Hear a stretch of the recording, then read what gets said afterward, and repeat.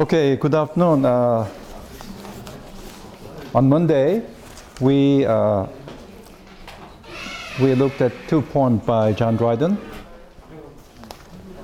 and one of the poem was this one.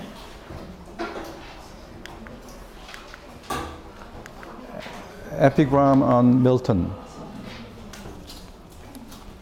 This is certainly a poem, right? But it is a kind of caption, right? Photograph, and then below the photograph, there was this poem.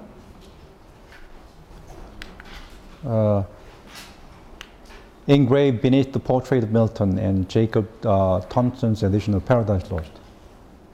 So it's a kind of action. So some of you said, this is a very short poem. Yeah, this is a poem, but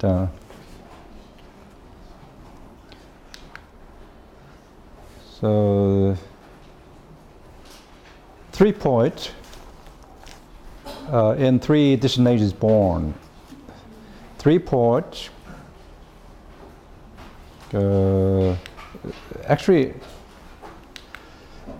this sentence is quite simple. 3 poets adorn Greece, Italy, England.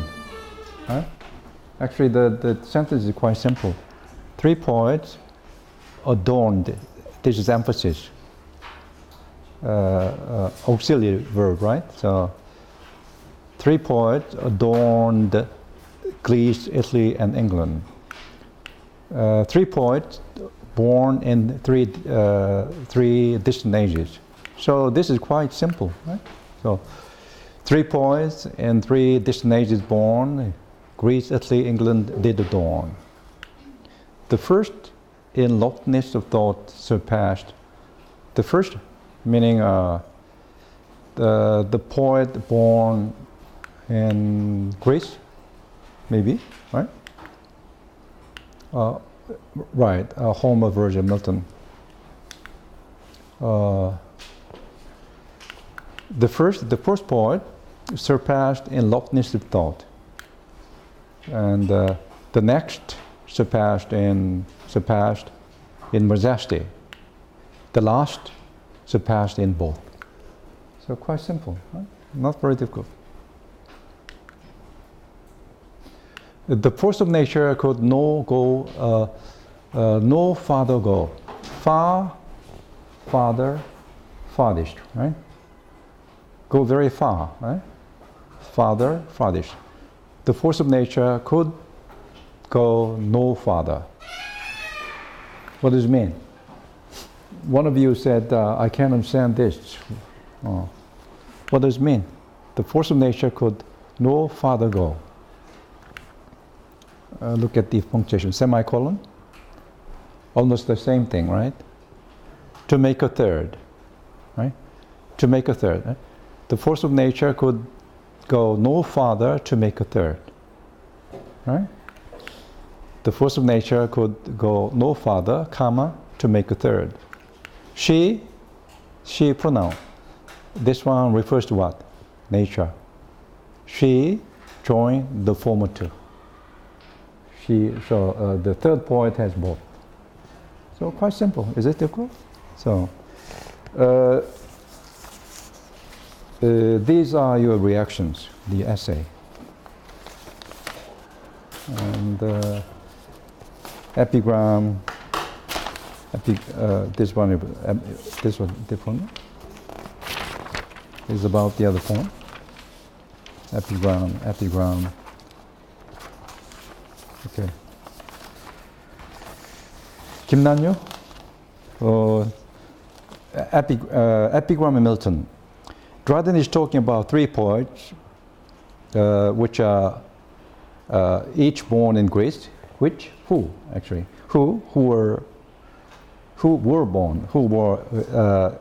each were born in Greece, Italy, and England. Milton seems to be referred to as the 3rd poet of England. In England, since she is portrayed as the greatest of them, surpassing the greatness of the 2 poets. Maybe combining, right? Combining. The greatness of 2 poets. The poet from Greece has the loftiest thought. The poet from Italy has the most majesty. And Milton, the poet from England, has both loftiness and majesty. Mother Nature could not make one better than the two, so she simply combined the powers of them to make the third, Milton. Such a simple and elegant way to praise someone. Very beautiful, very complex, simple and clear. Beautiful, right? Beautiful. Yeah. And Cheongjia. Okay. I think it's written in class, right? Epigram Milton. The poem, unlike Annus Mirabilis, which is very long, it's short and simple. Very good beginning, right? She compares two poems, Annus Mirabilis and Epigram. It praises the famous poet Milton by relating him with two earlier poets. Not just saying that Milton is as good as the earlier poet, he argues Milton is a mixed figure that contains both advantages of the former ones. I think even if it contains only a few lines, it certainly shows Dryden's praise in Milton, maybe highest praise in Milton. Okay. Kim Nam-yeol. This next. Okay, and Jang Song-yeon. Okay, John Dryden seems to be different from the other poets in that he writes poems very impersonally. In this poem, the writer writes about John Milton with an objective tone. In an objective tone, many poets would have written personal feelings about him. Nevertheless, Dryden's poem is not boring. Instead, the expressions in the poem kept the readers interested. I guess this is what makes Dryden a great poet. A very great impersonal poet, right? And there are reactions to the other poem, Annus Mirabilis. George Herbert, have you heard of him? George Herbert, he is one of the major poets in the 17th century. 17th century, right? And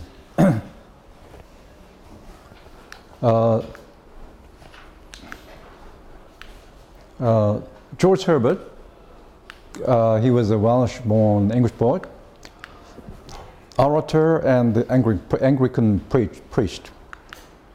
His poetry is associated with the writings of metaphysical poets. He is one of the major poets, metaphysical poet, along with John Donne. He is recognized as the pivotal figure, enormously popular, deeply and broadly influential, and arguably the most skillful and important English devotional religious poem. Born into an artistic and wealthy family, Herbert received a good education that led to his admission in 1609 as a student at Trinity College, Cambridge. He graduated from Cambridge with distinction. Herbert excelled in languages, rhetoric, and music. He went to university with the intention of becoming a priest, but when eventually he became the university's public orator, he attracted the attention of King James first, and may well have been seen himself as a future Secretary of State. In 1625 and briefly in 1624 and 5, he served in Parliament. After the death of King James, Herbert's interest in ordained ministry was renewed. Okay. Throughout his life, he wrote religious poems characterized by a precision of language, metrical versatility, and the ingenious use of imagery and a conceit that was favored by the metaphysical school poet. Okay. This is the only book. He published only one book. it was published immediately after his death. So, Temple, right? The subtitle is Sacred Poem and Private Ejaculations. Okay. Herbert was born. Okay, I'll skip. Herbert entered Western. Okay, I'll skip. Priesthood. He worked here and he was buried here. Served as rector, and in which he was buried. Okay. His time at Bemerton here was short, having suffered for most of his life from poor health.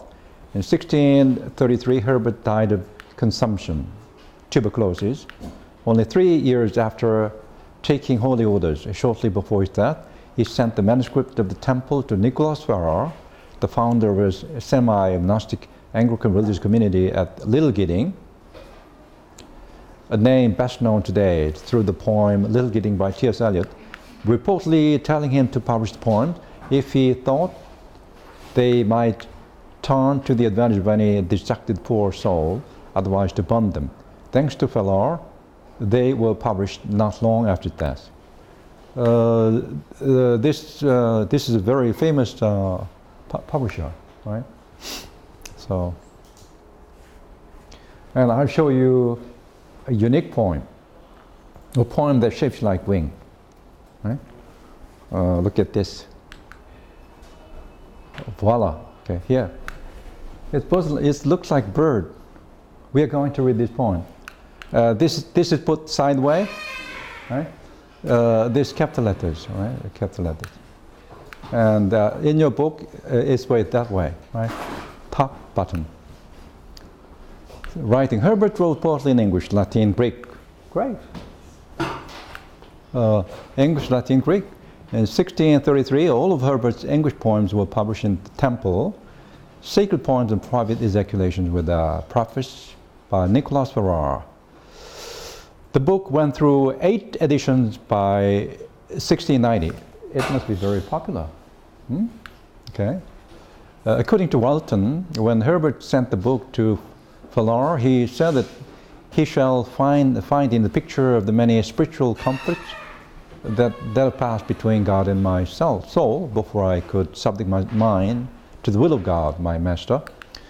The poems imitate the architectural style of churches through both the meaning of the words and the visual layout pattern, right?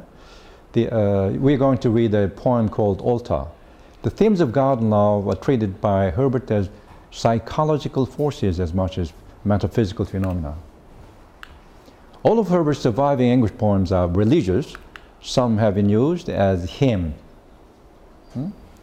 They are characterized by directness of expression and some conceit, which can appear quaint. Many poems have intricate rhyme schemes and variations of lines within stanzas. According to Helen Vandler is the greatest living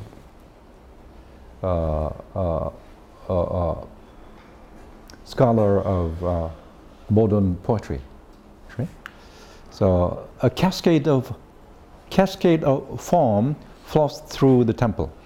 William Cowper said of them, I found in them a strain of pleady which I could not but admire. Another poet. An example of Herbert's religious poetry is the Altar. We are going to read this poem. A pattern poem or a shape poem, we call it shape poem, in which the words of the poem itself form a shape suggesting an altar. This altar is conceived for how one should offer himself as sacrifice to the Lord. He also makes allusions to scripture such as Psalm 51:17, where it states that the Lord requires the sacrifice of broken heart and the contrite spirit. Herbert's only prose work, okay, I'll skip.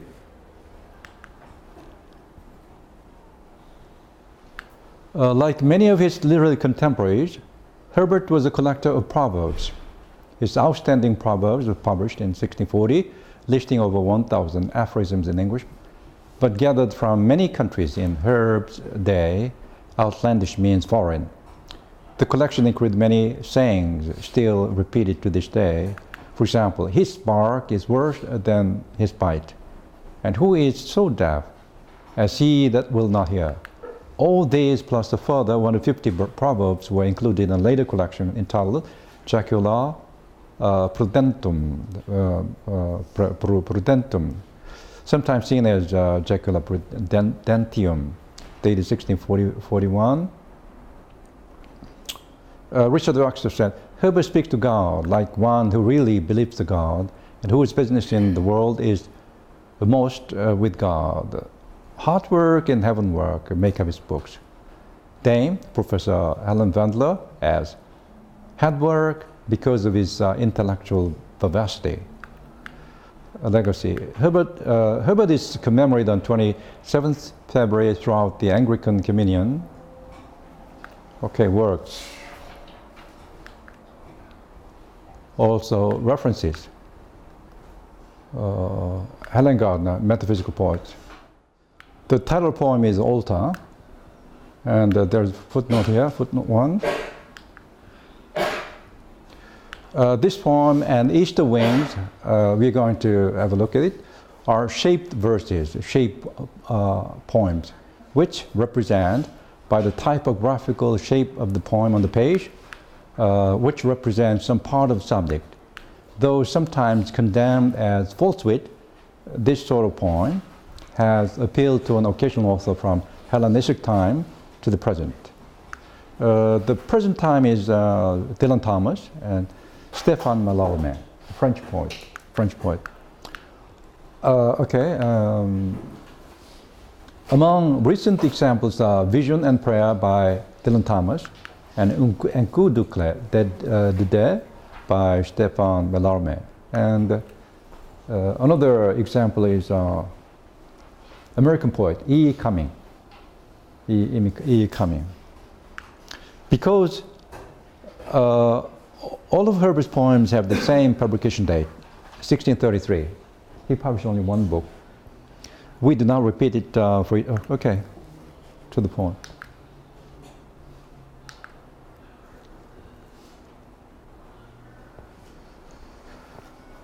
A broken altar. Lord, thy servant rears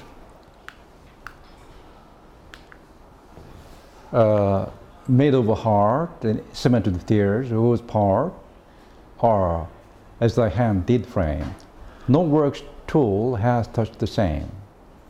A heart alone is such a stone as nothing but thy power doth cut. Wherefore each part of my heart, of my hand, heart, meets in this frame to praise thy name, that if I chance to hold my peace, these stones to praise thee may not cease. Oh, let thy blessed sacrifice be mine, and sanctify this altar to be thine. Okay, there is inversion here. Okay, if you read it slowly, it's not difficult. It's easy. Okay. A broken altar. Lord, it is addressing. He is saying to God, Lord, a broken altar, thy servant rears. Thy servant rears a broken altar. The altar is broken, and the servant is rears, right? Rears. Rear a broken altar. Rears made of what? Made of stone? Altar made of stone? That's literally, right? That's literally. But altar made of heart, made of flesh and heart, blood. So the metaphor is great, right? So made of heart, and you can sense. Made of a heart, cemented tears. Wonderful. Made of heart and cemented with the tears, right? Whose part? The altar's part. The part of which, whose part are whose part are as thy hand did frame, as your hand framed, right? whose parts are as your hand framed, whose parts are as your hand frame, as your hand made, right? No workman's tool has touched the same. No workman's tool has touched the same. So what?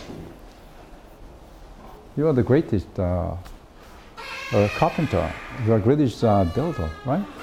So no workman's tool has touched the same. Okay, for example, this is altar. That's shaped like altar, right? A heart alone is such a stone. A heart alone is such a stone as nothing but thy power could cut. Nothing but only your power could cut. Right? Heart alone is the greatest. Good, wonderful.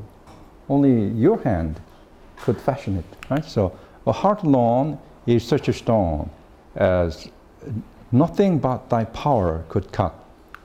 Wherefore, therefore, each part of my heart, each part of my hand, heart, each part of my hand, heart, meets in this frame and praise thy name. Okay, I got the text here.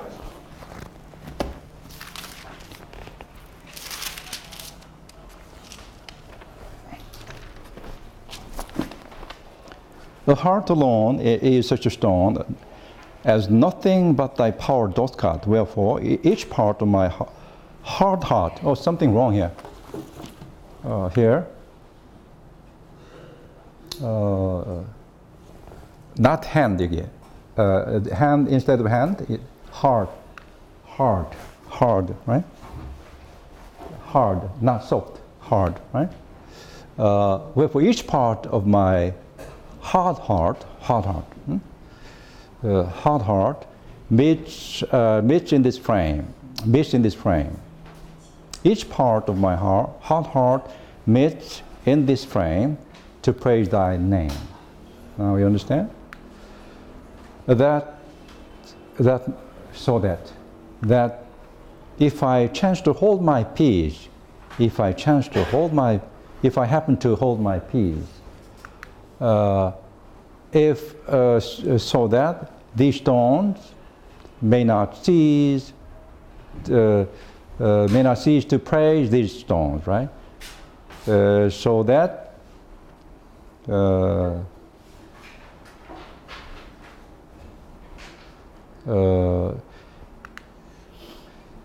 to pray thee, these stones may not cease. These stones may not cease to praise thee. Oh, let thy blessed sacrifice be mine. Your blessed sacrifice be mine. Right? And sanctify, make something holy, sanctify this altar to be mine. So this poem is perfect, right? This is a beautifully shaped poem. Good. What do you think? Okay, we have another poem. The other poem looks like a bird flying. Okay.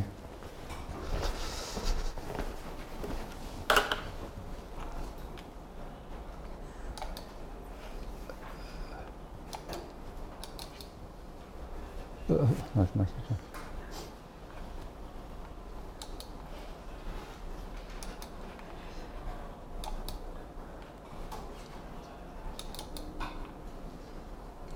Okay.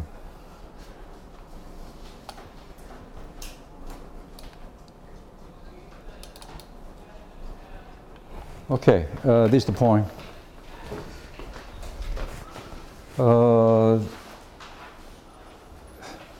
The whole poem looks like this. So, originally it was published sideways. That looks like a bird flying, right? Easter wings. Lord, who created man in the Wilson store, Lord, who created man, created st, creatist. It's Old English, right? Lord who created man in wealth and store abundance. Footnote 1 and 2. Early editions of Herbert print Easter wings with the lines running vertically, sideways. Namely, each stanza is rotated 90 degrees, so the wing shape is more apparent. Put it sideways, right? Store means abundance. Though Lord, who created man in wealth and store, though foolishly he lost the same, he, this pronoun, he refers to what? Man, humanity, right? Though foolishly he lost the same. Lost what? Wealth and store. Decaying more and more till he became most poor. Until he became poorest, most poor. Colon. With thee, let me rise as larks harmoniously. Beautiful. With you, oh, let me rise as larks harmoniously. And singing today, thy victories. Colon. Then shall the fall further the flight in me. What does it mean? Then shall the fall further the flight in me. The flight noun. The flight in me. Shall, which one is verb? Shall is certainly a verb. Which one is verb? Fall is verb. Shall fall the further. Okay? Shall fall the further. What fall? Flight. The flight in me shall fall the further. Okay? My tender age. Fitzgerald, right? My tender age in sorrow did begin. My tender age did begin in sorrow, and still with sickness, shame, you so punished sin. Thou didst so punish sin that I became most thin. I became sin thin, right? Begin shame, sin, shame. Became thin thee. Okay? Most thin. With thee, let me combine and feel this day, today, thy victory. For if I imp means attach. Imp my wing on thine. If I imp my wing on thine, affliction shall advance the flight in me. Affliction shall advance the flight in me. So it looks like what? Bird. Right?